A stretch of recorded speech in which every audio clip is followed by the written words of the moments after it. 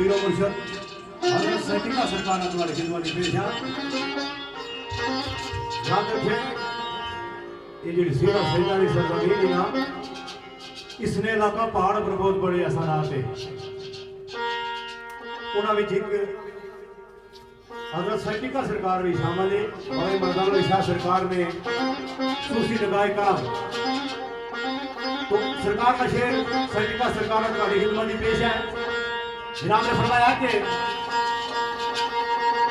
बहुत मुश्किल हो आज,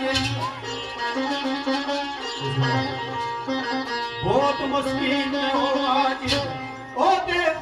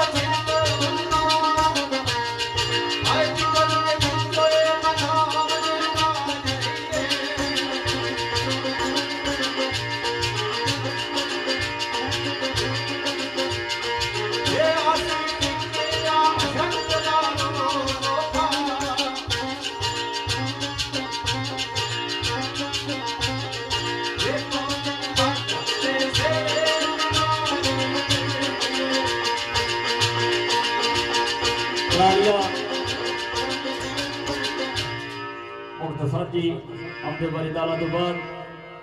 चंद रवैया नाते रसूल मकबूल सल्लल्लाहु अलैहि वसल्लम सरकार ने सब दोस्तों ने नजर करने हैं टाइम ने मुनासिबत नाल गल्लां साडे बज़ा में साडे मोहतरम खैर मोहम्मद साहब फादर साहब तशरीफ फरमाया सामने वाला खुश आमदीद हैं। मेरे भाई राजा खिदर आजाद फखरे माली और मेरे भाई मलक रजा साहब, जनाब मलक सिकंदर साहब, मलक महमूद रहमान साहब और मेरे भाई सैयद असद हुसैन शाह, सैयद सफदर हुसैन शाह, सैयद तमजीद हुसैन शाह, इन सारे की नजर नात नशीर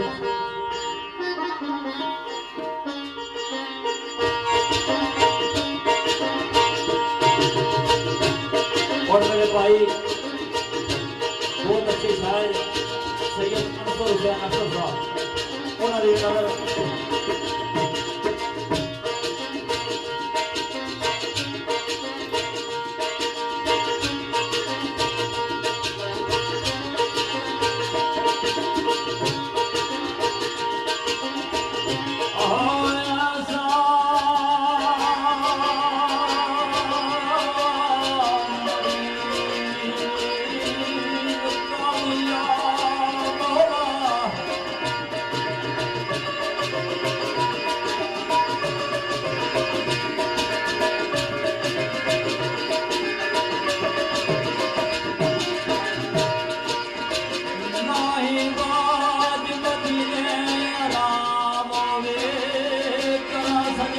ये सजनिया सरजा उनके नवाज तो सलाम होवे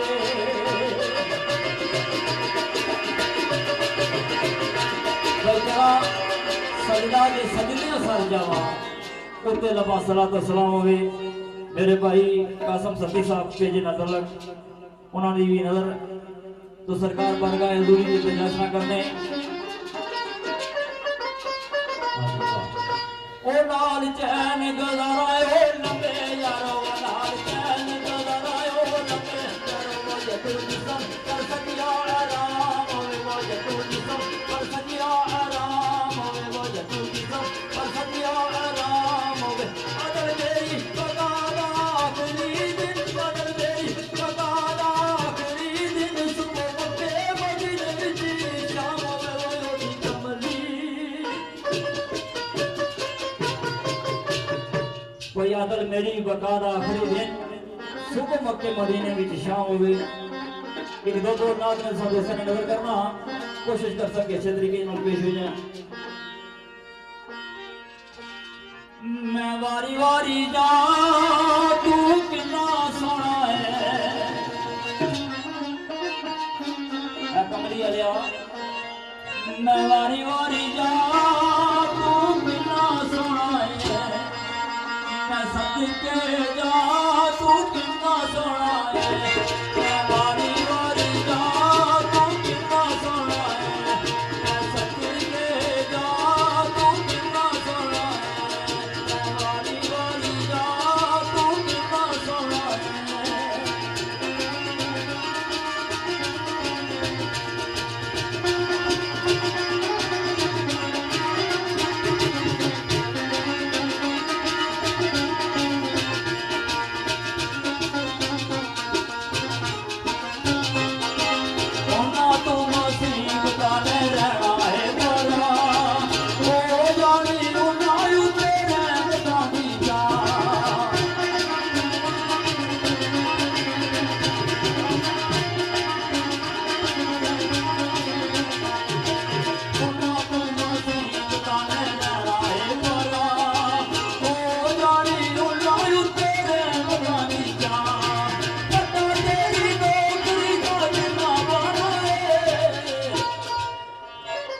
वारी वारी जा तू कितना सोना है जा तू कितना सोना है वारी वारी जा तू कितना सोना है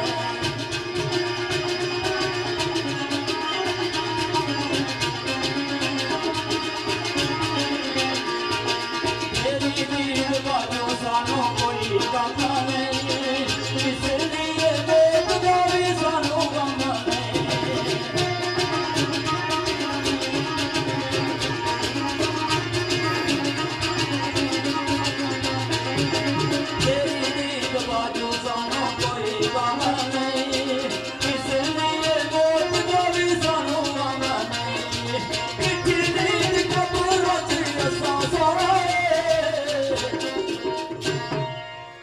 वारी वारी जा तू कितना सोना है मैं सदके जा तू कितना सोना है मैं वारी वारी जा तू कितना सोना है मैं सदके जा तू कितना सोना है मैं वारी वारी जा तू कितना सोना है मैं सदके जा तू कितना सोना है।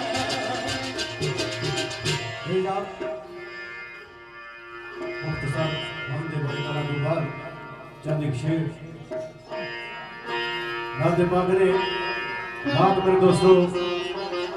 इंतहाई मुश्किल मजमून है क्यों कि शिकम से रकू व सुजूद वखरे पेट भरी तो इबादत करना कुछ और मांगना खड़े पर खुश्क लबा सब हुक्म बजाई हो रहा है कलम सोखड़ियां कटली कालियां तो बाबू कलम कर नहीं भाई हो ये पढ़ना चाहन किताबा कुछ और जइया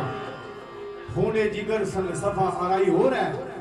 वो कोकब लिख के करबल हुसैन दा सियाना ते नबी ले आंदे सियाही हो रहा है तो केवला में सरकार ने फरमाया सी कि लख वारी जे तल गलाबुल को ये जुबाना नाम उड़ा दे लायक नहीं की कल में ना खाना तो असा आरज़ू मान बनावा सरकार का राज पेश कर सकते हैं खाकी शादी कोई जरूरत नहीं सरकार ने ही पाल में करनी चाहिए फिर भी सरकार ने हाँ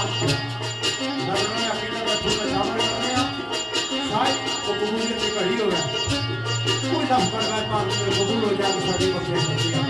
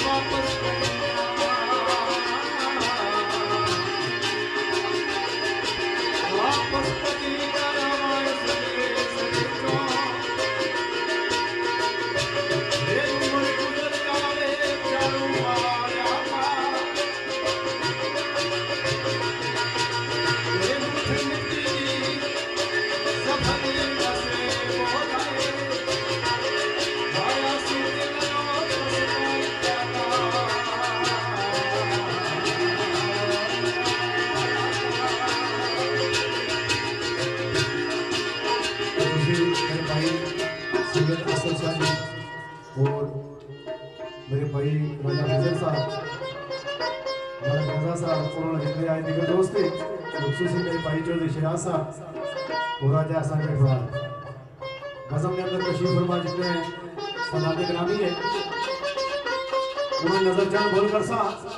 सरकार ने रोजे में बंदा जाना ते मुड़ के वापस आना तो उसने दिल नहीं तड़प भी तो तड़प के लिए आवाज की दी है आका मेरी